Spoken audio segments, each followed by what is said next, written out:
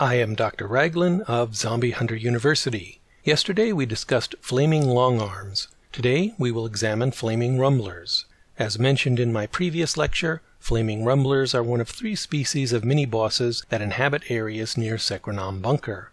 The other 2 species are flaming longarms and flaming fleshhounds. For convenience, we refer to these creatures as black zone mini-bosses, though they spawn in white zones and sometimes red zones as well.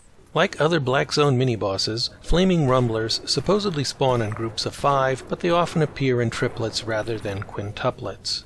Flaming rumblers have more health than flaming longarms, and they inflict more damage. However, they are slower than flaming longarms, which should make them easier targets, but ironically, makes them harder to kill.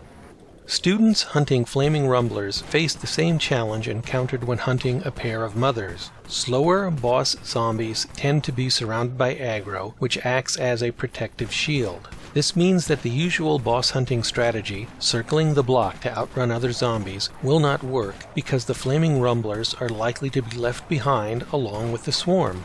Watching our field tests, recorded with our overhead drone camera, you can see our volunteer wrestling with this difficulty, trying to get ahead of the aggro without losing sight of the targets. It's not easy to do. This is a frustrating experience because a flaming rumbler is a very easy target for a graduate student with a chainsaw. An enraged rumbler moves at almost the exact pace of a student walking at normal speed. With only an occasional 2-step sprint, it is possible to stay out of the rumbler's reach, but close enough to maintain contact with the chainsaw.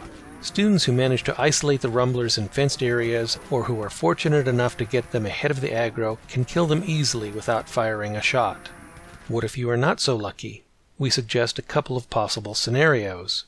The first one is one we suggested for hunting a pair of mothers. Use a high-level knockback grinding weapon. An AA-12 shotgun works wonders, or a Vulcan minigun. You don't need that much firepower, but the more the better. The rumblers, being bosses, will resist the knockback and continue to advance, while the rest of the crowd will be pushed back and/or killed. This will open up windows of opportunity to attack the rumblers one-on-one, even switching to looting weapons that are good for striking a single target. These opportunities are temporary, students must make the most of them, then resume grinding when the zombie horde catches up. Another approach is to forget about focusing on rumblers and instead grind through the entire crowd, killing as many zombies as possible while hopefully staying alive long enough to kill and loot the primary targets.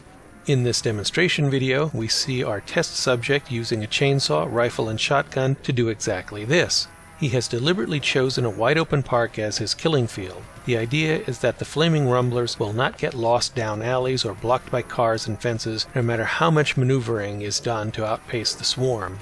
This is a very time-consuming approach. In this setting, the horde is never left behind, and moments when flaming rumblers get out front as safe targets are few and far between. This makes it very hard to pinpoint the flaming rumblers. Most of the firepower is instead expended on other zombies.